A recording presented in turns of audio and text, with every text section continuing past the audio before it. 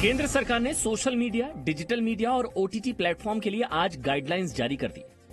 If an attack is there on Capitol Hill in Congress, then social media support the police action. But there is an aggressive attack on Lal Killa, the symbol of India's freedom, where our Prime Minister swore the national flag. You have double standard. This is plainly unacceptable.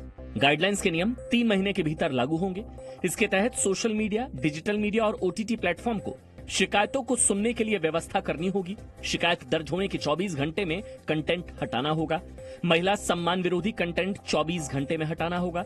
सरकार के पूछने पर content creator का नाम बताना होगा।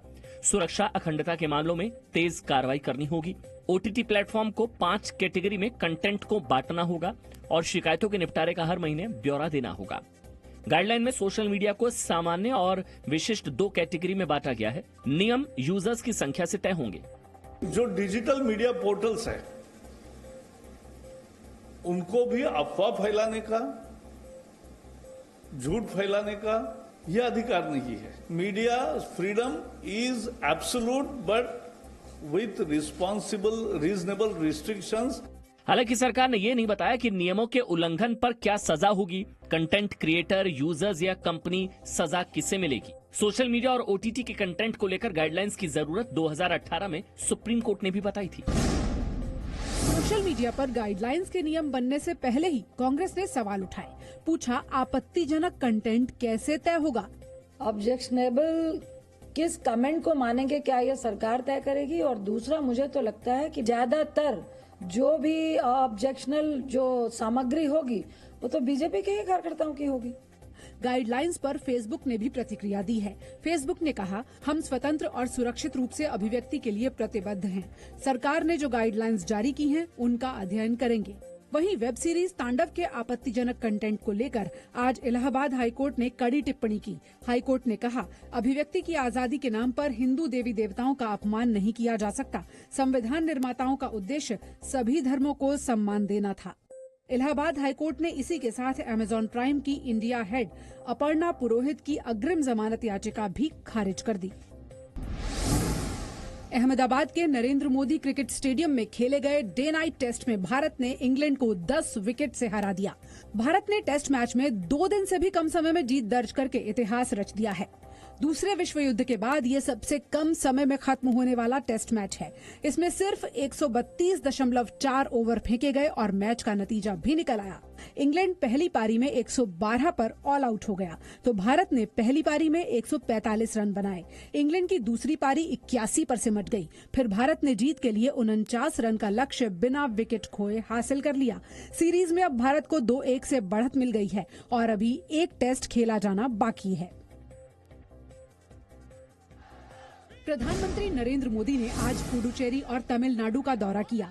तमिलनाडु के कोयम्बटूर में प्रधानमंत्री मोदी ने पहले रोड शो किया, फिर रैली को संबोधित किया। प्रधानमंत्री ने कहा कि कांग्रेस में करप्शन हैकेथॉन होता है। DMK and Congress meetings are like corruption hackathons.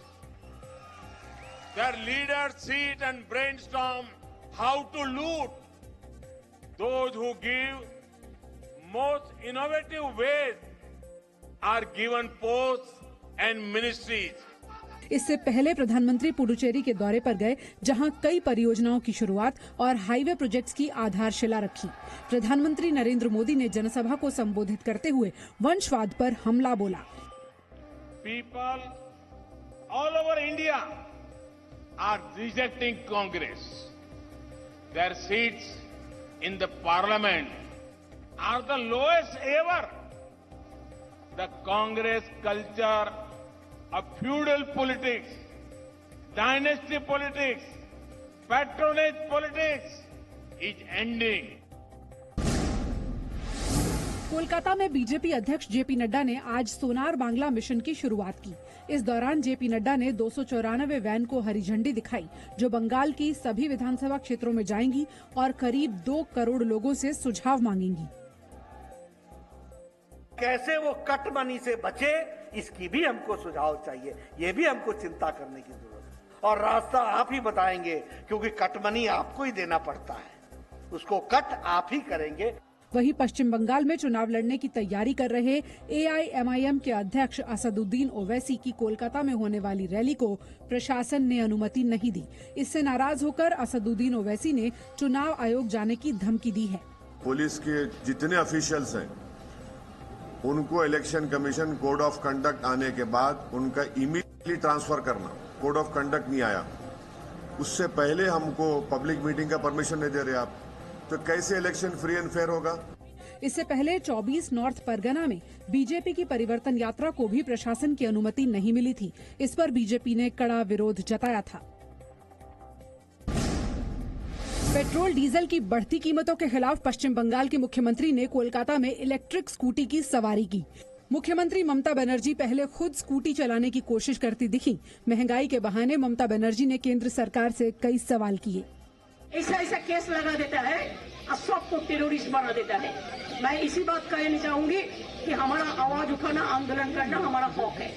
ये चलेगा, हमने आज शुरू किया, काल से हमारा पूरा स्टेट में चलेगा। आज सुबह ममता बनर्जी स्कूटी पर बैठकर घर से सचिवालय के लिए निकली। स्कूटी उनके कैबिनेट मंत्री फिरहाद हकीम चला रहे थे। ममता बनर्जी के गले में एक पोस्टर था जिसमें पेट्रोल और डीजल के बढ़ते दामों पर केंद्र सरकार पर हमला था।